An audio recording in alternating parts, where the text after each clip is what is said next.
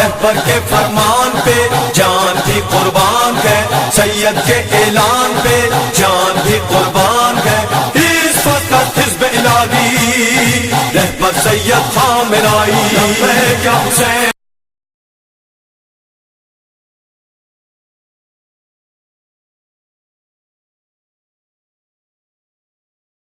سب سے پہلے میں گزارش کر رہا ہوں مولانا سید غافر رضوی چوالسی صاحب سے کہ وہ تشریف لائیں اور اپنا مقالہ پیش فرمائیں۔ آپ کے مقالے کا عنوان ہے کربلا کا واقعہ آیت اللہ خامنئی کی تذکروں اور خطابات کی روشنی میں۔ تشریف لائیں مولانا سید غافر رضوی چوالسی صاحب۔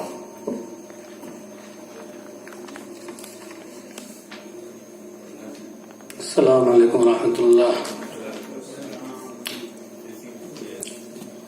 حقیقت کربلا رہبر معظم حضرت آیت اللہ العظمیٰ خامنئی مدد اللہ کی زبانی۔ یہ مقالہ چند بخش پر مشتمل ہے۔ اس میں سے سب سے پہلے تمہید، پھر عنوان ثانویہ کربلا کا واقعہ، عزاداری کی بقا، امام حسین اور بیعت یزید، کربلا کی معنویت، ذمہ داری کا احساس، کربلا کی محبت، شہادت کا سبب، کربلائی معرفت، قیام امام حسین کا خلاصہ، کربلا کی تعلیمات پر عمل، زمین ظہور امام زمانہ، عزاداری کی حقیقی صورت، کربلا میں قربانی کی حقیقی مثال، نتیجہ اور اس کے بعد خلاصہ۔ چونکہ وقت بہت کم ہے لہذا خلاصے کے طور پر جلدی کچھ معروضات پیش کرنے کی سعادت حاصل کر رہا ہوں۔ کربلا ایک ایسی ابدی حقیقت ہے جو روز قیامت تک اپنے پورے جاہ و جلال کے ساتھ عالم انسانیت کو انسانی اقدار کی حفاظت کا درس دیتی رہے گی۔ امام حسین علیہ السلام کا مقصد صرف یہ نہیں تھا کہ آپ اپنے اصحاب و انصار کے ساتھ ایک دشت بیابان میں جائیں اور جام شہادت نوش فرمائیں اور کربلا میں ہی دفن ہو کر رہ جائے، بلکہ امام حسین علیہ السلام نے انسانی اقدار کی حفاظت کے پیش نظر قیام فرمایا تھا، اور ان کا قیام آج بھی عالم انسانیت کو یہ پیغام دے رہا ہے کہ ذلت کی زندگی سے عزت کی موت بہتر ہے۔ امام حسین علیہ السلام نے اپنا پورا گھرانہ لٹا دیا، لیکن یہ گوارا نہیں کیا کہ انسانی اقدار پر آنچ آ جائے۔ موجودہ زمانے میں روشن فکری کے دعوے دار افراد انسانی اقدار کو پائمال کرنے کے باوجود یہ ثابت کرنا چاہتے ہیں کہ ہم انسانی اقدار کے محافظ ہیں، حالانکہ حقیقت روز روشن کی مانند واضح ہے کہ جس کے لیے کسی قسم کی دلیل لانے کی ضرورت نہیں ہے۔ اگر ہم گمشدہ انسانی اقدار کی بحالی چاہتے ہیں تو ہمیں کربلا کی حقیقت کا ادراک ہونا چاہیے کہ کربلا ہم سے کیا چاہتی ہے، کربلا ہمیں کس چیز کا درس دیتی ہے، کربلا نے کون سے کاموں کا حکم دیا ہے اور کون سے کاموں سے منع کیا ہے۔ اگر ہم ان تمام حقائق سے واقف ہو جائیں تو وہ دن دور نہیں جب انسانیت کا بول بالا ہوگا، اور اگر ہم کربلا کی تعلیمات کو پس پش ڈالے رہیں گے تو اس میں کوئی شک نہیں کہ حیوانیت اور درندگی کی حکومت ہوگی، اور انسانیت نامی شے سے ایسا خوف ہوگا جیسے بکریاں بھیڑیوں سے ڈر کر بھاگتی ہیں۔ اگر ہم کربلا کے حقائق سے مکمل طور پر آشنائی حاصل کر لیں تو ہماری زندگی کو چار چاند لگ جائیں، کیونکہ دامن کربلا میں ایسے جواہر پنہا ہیں کہ ان کو آشکار کرنے کے لیے ان کی تہ تک پہنچنا ضروری ہے، اور ظاہر سی بات ہے کہ تہ تک پہنچنے کے لیے کافی مقدار میں جدوجہد کرنا پڑے گی۔ بقدر قد تکتسب معالی، جو جتنی زیادہ جدوجہد کرے گا وہ اتنے ہی زیادہ جواہر دریافت کرے گا۔ گویا مفہوم کربلا ایک گہرا سمندر ہے جس کے غواص کبھی بھی خالی ہاتھ باہر نہیں نکلتے، بلکہ ہمیشہ اپنے ہمراہ بیش بہا موتی لے کر آتے ہیں۔ اس کی ایک واضح مثال حر ابن یزید ریاحی کا کردار ہے۔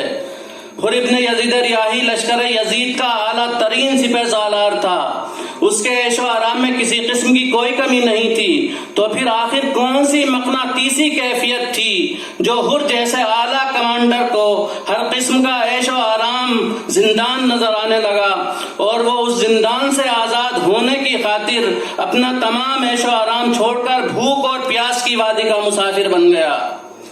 وجود حر میں معرفت امام وقت کی ایک کرن موجود تھی، اسی کرن نے اپنا نور پھیلایا اور حر کے اس عمل کے ذریعے اسے کربلا نے ابد آباد تک علیہ السلام بنا دیا۔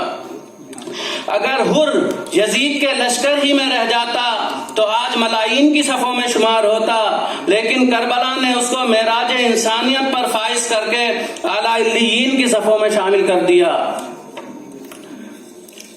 ہر واقعہ اپنے اندر کچھ حقائق اور کچھ اہداف و مقاصد سموئے رہتا ہے، تو ہمیں کربلا کے واقعے میں بھی یہ تلاش کرنا چاہیے کہ کربلا کے اہداف و مقاصد کیا تھے اور یہ واقعہ کون سے حقائق پر مشتمل ہے۔ رہبر معظم نے فرمایا کربلا کے واقعے کو بیان کرنے میں معتبر مقاتل کا سہارا لیا جائے، جو مطالب ہم عوام تک پہنچا رہے ہیں وہ حتی المقدور یقینی ہونے چاہیے۔ اپنے آپ سے گڑھی ہوئی باتوں کو ممبروں سے بیان نہ کیا جائے، بلکہ سید ابن طاؤس کا مقتل لحوف اور شیخ مفید کی کتاب الارشاد وغیرہ جیسی معتبر منابع سے استفادہ کیا جائے۔ ہماری مجالس اور تقاریر میں امام حسین علیہ السلام کا ہدف بیان کیا جائے کہ امام حسین علیہ السلام نے اپنا دل عزیز وطن مدینہ کس لیے چھوڑا، آپ کس لیے ہر طرح کا آرام ترک کر کے دشت بیابان پہنچے۔ عزاداری کی بقا کے متعلق رہبر معظم فرماتے ہیں کہ عزاداری کو باقی رکھنا ہمارا اہم فریضہ ہے۔ اس کی بقا کے لیے ہمارے آباء و اجداد نے بہت زحمتیں اٹھائی ہیں، جس کی شہادت بغداد کی دیواریں دیتی ہیں۔ متوکل کی تاریخ بھی گواہ ہے اور معتصم و معتمد وغیرہ کا کردار بھی اس بات کی گواہی دے رہا ہے کہ سادات اور اہل تشیع نے اس راہ میں کتنی قربانیاں پیش کی ہیں۔ اس ضمن میں آیت اللہ خامنی فرماتے ہیں عزاداری کی بقا الہی اقدار کی بقا ہے۔ قیام امام حسین علیہ السلام کو اگر خلاصہ کیا جائے، اگر تفصیلی دیکھا جائے تو بہت زیادہ صفحات پر مشتمل ہے، لیکن صرف خلاصے کے طور پر 2 لائنیں پیش کرنے کی جسارت کر رہا ہوں کہ جب پوری دنیا ظلم و جور کی تاریکی میں ڈوبی ہوئی تھی، جب دنیا پر ظلم و ستم کا راج تھا، جس پرآشوب دور میں حق بیانی جرم شمار ہوتی تھی، ایسے ماحول میں امام حسین علیہ السلام نے حق کی حمایت اور باطل کی مخالفت میں قیام کیا ہے۔ عزاداری کی حقیقی صورتحال کیا ہونی چاہیے کہ اس میں کوئی دو رائے نہیں کہ دور حاضر میں عزاداری رسموں میں تبدیل ہو چکی ہے۔ عزاداری کا وہ حقیقی چہرہ دھندلا پڑ چکا ہے جو چہرہ ہمیں شہدائے کربلا کے حقیقی ماتمداروں اور عزاداروں یعنی امام سجاد، امام باقر اور جناب زینب نے دیا تھا۔ زمانے کی ترقی کے ساتھ عزاداری میں بھی ترقی لانے کی کوشش کی جا رہی ہے جو صحیح نہیں ہے۔ عزاداری وہی ہونی چاہیے جو حقیقی عزاداروں کے ذریعے ہم تک پہنچی ہے۔ اس تناظر میں رہبر معظم نے فرمایا بے شک عزاداری قوم تشیع کی جان ہے، لیکن ہمیں عزاداری میں اس کی مرضی کو تلاش کرنا چاہیے جس کی ہم عزاداری کر رہے ہیں۔ ہمیں یہ سوچنا چاہیے کہ جیسی عزاداری ہم کر رہے ہیں امام حسین ایسی ہی عزاداری چاہتے ہیں یا کوئی اور عزاداری چاہیے۔ مجلس میں گریہ، ماتم، نوحہ سب کچھ ہونا چاہیے، لیکن سب ویسا ہونا چاہیے جیسا صاحب عزا پسند فرماتے ہیں۔ ماتم میں اچھل کود امام حسین کو کسی حال میں پسند نہیں ہے، تو پھر ایسی عزاداری کا کیا فائدہ جو اسی کو پسند نہ آئے جس کی ہم عزاداری کر رہے ہیں۔ چونکہ وارننگ مل چکی ہے، وقت میرا تمام ہو چکا ہے، اسی لیے اسی پر اکتفا کر رہا ہوں۔ وآخر دعوانا ان الحمد للہ رب العالمین۔